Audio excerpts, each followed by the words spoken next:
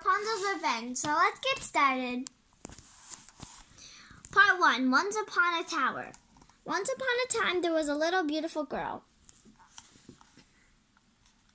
That's me there.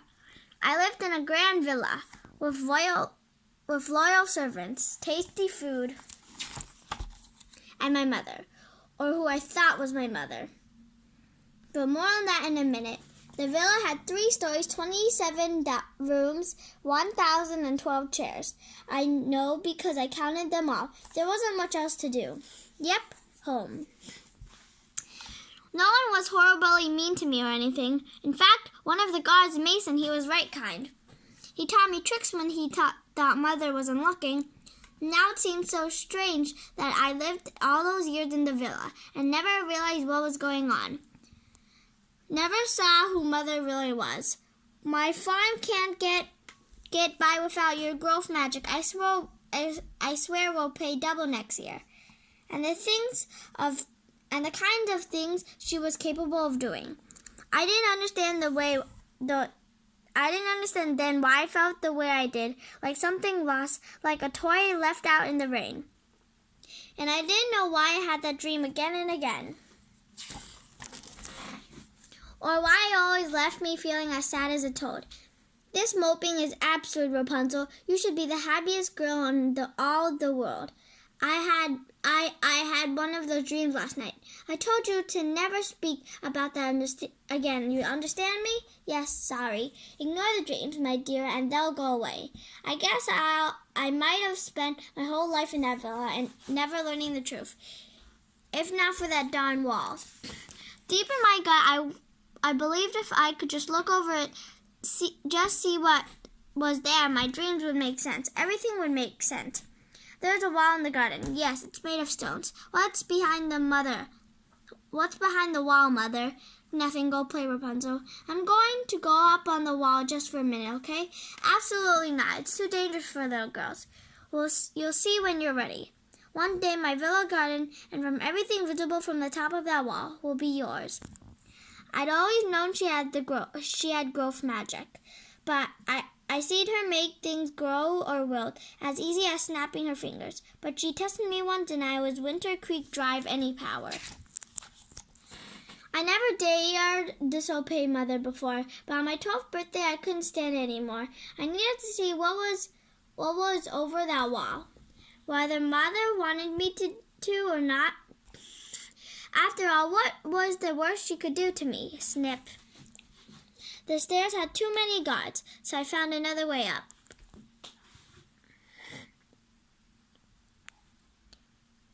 Boing! Ah! Thump.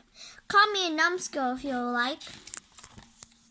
But I never expected anything like what I saw. I was speechless. Well, I'll be swigger, jigger, then hung out to dry. Sort of. Hey, Mason! What's going on? Who are those people? What is this place? Rapunzel, does your mother know you're here? No, but I just wanted to... Got her! She slipped over the wall, the little nuisance. I'll haul her back. Ow! Easy there, Bert. Gotha doesn't want her daughter out here, you know that. I know it, but she's here, and Gotha won't be pleased if you hurt the girl. Mason, please tell me what. You'll have to ask your mother about it, Rapunzel. Why don't you go get a drink of water before Bert walks you back? Looking for a drink, are you? You can take a dip from my bucket, so long as you don't take a dog's age about it. You look sort of familiar. Do I?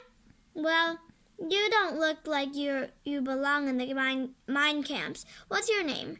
Rapunzel. Rapunzel, like the lettuce, that's an unusual name. I used to love Rapunzel Leaf. When I was pregnant, my husband escaped from the mine camp and sneaked into Mother's Gothel gardens just to get some. What happened? Of course, he got caught. Foolly-hearted man, but brave as they come. Gothel was powerful mad. She said she'd demand payment one day. 3 years later, where I won't break your heart telling that part of the story. You just want my advice. Just stay away from the villa and that old hag Gothel. Some days I like to, but that's in my heart, seeing how I live there. Gothel's my mother. Gothel is your mother? She named Rapunzel. You look the age. Is it possible? This is her. Mason, she is alive. This is my little girl. Rapunzel? It's you, my girl, my flower. I know it's you. I prayed you were right. You were all right. I do know you, don't I? You've been getting enough. You've been getting water long enough. Back inside. Get back into camp now. I'm your mother. That woman took you from me. All these years I thought she killed you. It was my fault. I was pregnant and craving greens.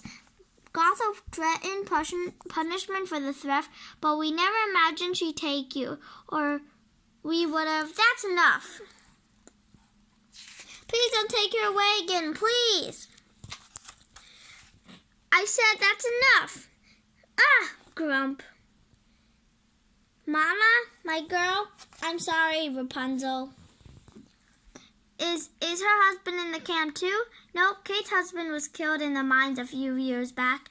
Some of the men don't last too long. Hit. I guess you could call it magic of a kind, but the moment that woman touched me, all the hazy memories in my head became as real as rain. I knew that woman, Kate, Mama.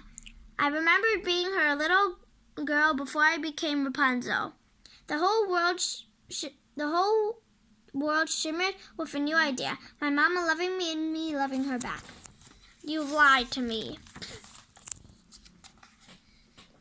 Back then, I didn't have such a good wall. No one will steal from me again. So it's all true? True? You saw how that woman lives. Think what I saved you from. She's only in the mines because you ungrateful child. Slaves are necessary to build up my empire, our empire. If I know what was going on, I would have ran away long ago. When she quit arguing, I actually thought I'd won. For one amazing second, I really believed it was going to be happily ever after right then and there. I didn't anticipate the whole sticking a sack over my head thing. That her henchman Brute used to give me piggyback rides. This time being thrown over his shoulder wasn't so fun. We traveled for days. It got pretty hot and stinky under that sack. Brute didn't let me see again until we were in a forest as green as Mother Gothel's garden. Roar!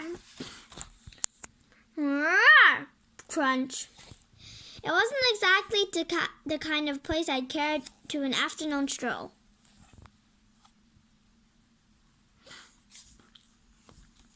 Crush.